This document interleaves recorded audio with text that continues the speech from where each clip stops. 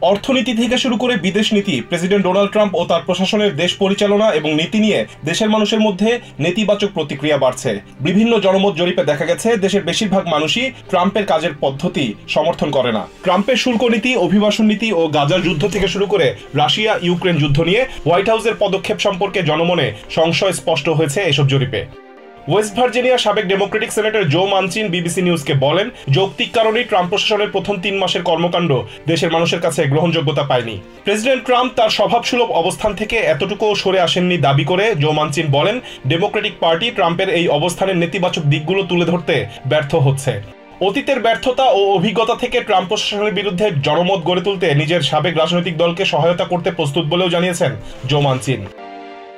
রিজওয়ান কাদের, TVN 24 news desk. New York থেকে সম্প্রচারিত TVN 24 television বিশ্বজুড়ে বাঙালির কণ্ঠস্বর।